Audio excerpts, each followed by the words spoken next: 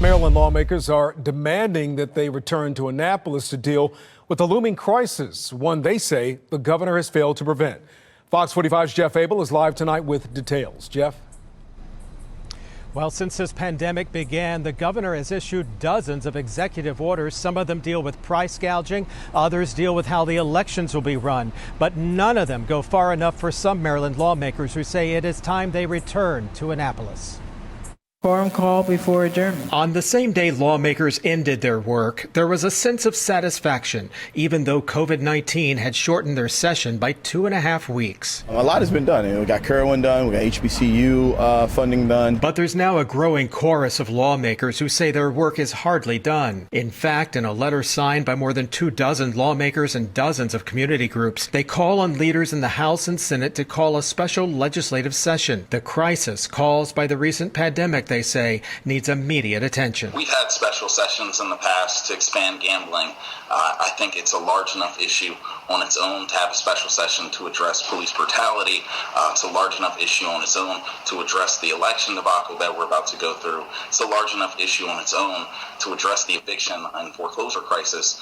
But for all of these things to be happening at the same time, I don't understand how we're not in session already doing the people's work. Prince George's County Delegate Julian is leading the calls to return to Annapolis. Many lawmakers had expected to reconvene in May, but after consulting with health experts, House Speaker Adrian Jones decided she would not ask lawmakers to return. Delegate Ivey believes the state can afford not to. We've seen other states convene in unconventional locations. Some have met in football fields, some have met in hockey rinks, and so on and so forth. There are ways that we can reconvene and that we can do it safely. Quite frankly, it's whether or not we have the will to do so. And so far, neither House nor Senate leaders have indicated whether they have any plans to call lawmakers back.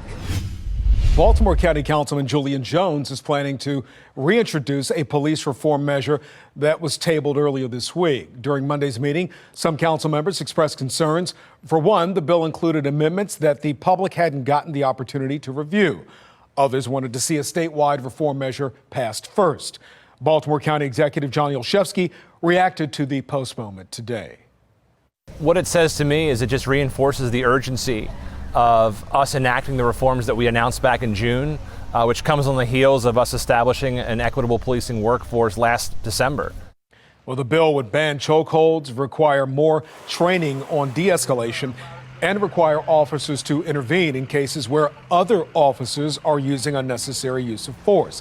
Jones says when the bill is reintroduced, each component will be voted on separately. Recently released a survey, and they found that a vast majority of Maryland teachers do not want to see classrooms reopen this fall. Now, over the past month or so, they surveyed more than 5,600 teachers nationwide. And here are the results on your screen. You can see overall, they found about 73% of teachers they surveyed across the country do not want to see classrooms reopen this fall. Now, we know Washington, D.C., according to Fishbowl, had the lowest percentage of teachers who think states should reopen for in-person classes, with just 11.3% answering yes to reopening.